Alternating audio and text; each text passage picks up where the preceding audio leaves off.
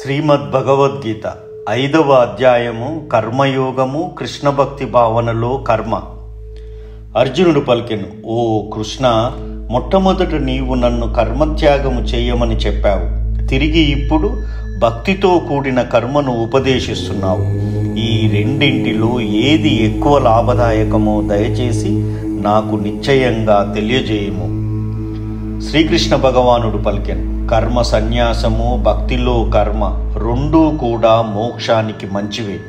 కానీ ఆ రెండింటిలో కర్మ సన్యాసము కంటే భక్తితో కూడిన కర్మయే ఉత్తమము. తన కర్మ ఫలాలను ద్వేషించనివాడు, కోరనివాడు నిత్య సన్యాసిగా తెలియబడతాడు. మహాబాహువులు కలిగిన ఓ అర్జున, సకల ద్వంద్వాల నుండి విడివడిన అటువంటి వ్యక్తి భౌతిక బంధాన్ని సులభంగా దాటి పూర్తిగా ముక్తుడవుతాడు. కేవలము అజ్ఞానులే భక్తి యోగము భౌతిక జగత్తు యొక్క విశ్లేషణాత్మక అధ్యయనానికి భిన్నమైనదని పలుకుతారు. ఈ రెండు మార్గాలలో ఒక్కదానినైనా చక్కగా అనుసరించిన వాడు రెండింటి ఫలాలను పొందుతాడని నిజంగా పండితులైన వారు చెబుతారు. విశ్లేషణాత్మకమైన అధ్యయనం ద్వారా చేరే స్థానము భక్తియోగము ద్వారా కూడా పొందబడుతుందని ఎరిగి, అందుకే ఆ అధ్యయనాన్ని భక్తియుత సేవను ఒకే స్థాయిలో ఉన్నవిగా చూసేవాడు ఉన్నవి ఉన్నట్లుగా చూడగలుగుతాడు. భగవంతుని భక్తియుత సేవలో నెలకొనకుండా కేవలము సమస్త కర్మలను సన్యసించడం మనిషిని సుఖవంతునిగా చేయలేదు. కానీ భక్తియుత సేవలో నెలకొనిన ముని శీఘ్రమే పరబ్రహ్మమును పొందుతాడు. భక్తితో పనిచేసేవాడు విశుద్ధాత్ముడు, మనస్సును ఇంద్రియాలను నిగ్రహించేవాడు అయిన వ్యక్తి ప్రతి ఒక్కరికి ప్రియమైన వాడై ఉంటాడు. ప్రతి ఒక్కడు అతనికి ప్రీతి పాత్రుడై ఉంటాడు. ఎల్లప్పుడూ పనిచేస్తున్నప్పటికీ అట్టివాడు ఏనాడు బద్ధుడు కాడు. దివ్య చైతన్యంలో ఉన్న వ్యక్తి చూడడం, వినడం, తాకడం, వాసన చూడడం, తినడం, నడవడం, నిద్రపోవడం, శ్వాసించడం వంటివి చేస్తున్నప్పటికీ నిజానికి తానేమీ చేయట్లేదని తనలో తాను సర్వదా ఎరిగి ఉంటాడు. ఎందుకంటే మాట్లాడుతున్నప్పుడు, వినర్జిస్తున్నప్పుడు, తీసుకుంటున్నప్పుడు లేదా కళ్ళు తెరిచినప్పుడు, మూసుకున్నప్పుడు ఇంద్రియాలు తమకు సంబంధించిన విషయాలలో నెలకొని ఉన్నాయని, తాను వాటికి దూరంగా ఉన్నానని అతడు సర్వదా ఎరిగి ఉంటాడు. ఫలాలను భగవంతునికి సమర్పించి సంగత్వం లేకుండా తన కార్యాన్ని చేసేవాడు తామరాకు నీటిచే తడవని విధంగా పాపముచే ప్రభావితుడు కాడు. యోగులు సంగత్వాన్ని విడిచి కేవలము శుద్ధిపడే ఉద్దేశంతోనే దేహముతో, మనస్సుతో, బుద్ధితో, ఇంద్రియాలతోనైనా పనిచేస్తారు. స్థిరమైన భక్తి కలిగిన వాడు సమస్త కర్మఫలాలను నాకే సమర్పించే కారణంగా నిర్మలమైన శాంతిని పొందుతాడు. కాగా భగవంతునితో జతకూడని వాడు, తన శ్రమఫలం పట్ల లోభము కలిగిన వాడు అయిన వ్యక్తి బద్ధుడవుతాడు. దేహదారి తన స్వభావాన్ని నియంత్రించి సమస్త కర్మలను మానసికంగా విడిచిపెట్టినప్పుడు కర్మను చేయకుండా, కర్మకు కారణం కాకుండా ఉండి 9 ద్వారాలు కలిగిన పురములో సుఖంగా నివసిస్తాడు.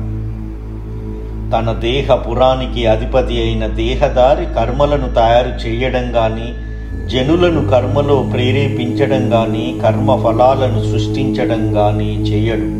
ఇదంతా ప్రకృతి గుణాల చేతనే చేయబడుతున్నది. భగవంతుడు ఎవ్వని పాపాన్ని గాని పుణ్యాన్ని గాని తీసుకోడు. అయినా దేహదారులు తమ నిజమైన జ్ఞానాన్ని కప్పివేసే అజ్ఞానం కారణంగా మోహితులవుతారు. అయినా మనిషి అజ్ఞానాన్ని నశింపజేసే జ్ఞానముతో వివేకవంతుడైనప్పుడు పగటి సమయంలో సూర్యుడు సమస్తాన్ని ప్రకాశింపజేసినట్లు అతని జ్ఞానము సమస్తాన్ని వెల్లడి చేస్తుంది. బుద్ధి, మనస్సు, శ్రద్ధ, ఆశ్రయము అన్నీ కూడా భగవంతునిపై లగ్నమైనప్పుడు మనిషి పరిపూర్ణ జ్ఞానం ద్వారా కల్మషాల నుంచి పూర్తిగా శుద్ధిపడిన వాడై ఆ విధంగా నేరుగా మోక్ష మార్గంలో ప్రయాణిస్తాడు. వినమ్రులైన యోగులు నిజమైన జ్ఞానబలంతో విద్య వినయ సంపన్నుడైన బ్రాహ్మణుణ్ణి, గోవును, ఏనుగును, కుక్కను, కుక్క మాంసం తినేవాడిని సమదృష్టితో చూస్తారు. ఎవ్వరి మనస్సులు సమానత్వంలో సమచిత్తతో నెలకొని ఉన్నాయో వారు అది వరకే జన్మ మృత్యు స్థితులను జయించినట్టివారు. వారు బ్రహ్మములాగా దోషరహితులు. ఆ విధంగా వారు అదివరకే బ్రహ్మములో స్థితులై ఉంటారు. ఏదైనా ప్రియమైనది లభించినప్పుడు ఉప్పొంగడం కానీ, అప్రియమైనది కలిగినప్పుడు శోకించడం కానీ చేయనివాడు స్థిరమైన బుద్ధి కలిగిన వాడు, మోహరహితుడు, భగవద్విజ్ఞానము తెలిసినవాడు అయిన వ్యక్తి అదివరకే బ్రహ్మములో నెలకొని ఉంటాడు. అటువంటి ముక్త పురుషుడు భౌతికేంద్రియ సుఖానికి ఆకర్షితుడు కాకుండా తనలోనే సుఖాన్ని అనుభవిస్తూ సర్వదా సమాధిలో ఉంటాడు. ఈ రకంగా ఆత్మదర్శి పరబ్రహ్మమును ధ్యానించే కారణంగా అపరిమిత సౌఖ్యాన్ని అనుభవిస్తాడు. బుద్ధిమంతుడైన వ్యక్తి భౌతికేంద్రియాలతో సంపర్కము వలన కలిగే దుఃఖ కారణాలలో పాల్గొనడు. ఓ కౌంతేయ, అటువంటి సుఖాలు ఆది అంతము కలిగి ఉంటాయి. అందుకే బుద్ధిమంతుడు వాటిలో ఆనందాన్ని పొందడు.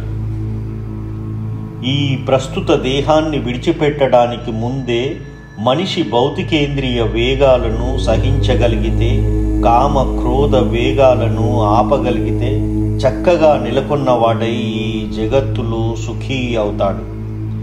ఎవ్వని సుఖము లోపలే ఉన్నదో, ఎవ్వడు తన లోపలే ఉత్సాహంగా ఉండి ఆనందిస్తాడో, ఎవ్వని లక్ష్యము అంతర్ముఖంగా ఉన్నదో అతడే నిజానికి పరిపూర్ణ యోగి. అతడు బ్రహ్మములో ముక్తుడై ఉండి చివరకు బ్రహ్మమునే పొందుతాడు. సందేహాల నుండి ఉత్పన్నమయ్యే ద్వంద్వాలకు అతీతులైన వారు, మనస్సులు అంతరంలోనే నెలకొనిన వారు, సకల జీవుల సంక్షేమానికై పనిచేయడంలో సర్వదా తలమునకలై ఉండేవారు, సమస్త పాపాల నుంచి విముక్తులైన వారు అయిన జనులు బ్రహ్మములో ముక్తిని పొందుతారు.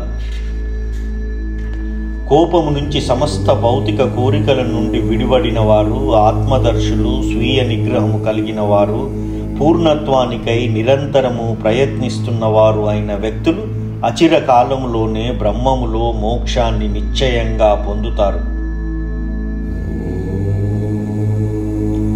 సకల బ్రహ్మేంద్రియ వస్తువులను త్యజించి కళ్ళను, దృష్టిని రెండు కన్నుబొమ్మల మధ్య కేంద్రీకరించి ఉచ్ఛ్వాస నిశ్వాసాలను నాసికా రంధ్రాలలోనే నిలిపి ఆ విధంగా మనస్సును, ఇంద్రియాలను, బుద్ధిని నిగ్రహించి మోక్షాన్ని కోరుకునే ముని కోరిక, భయము, క్రోధము నుంచి బయటపడతాడు.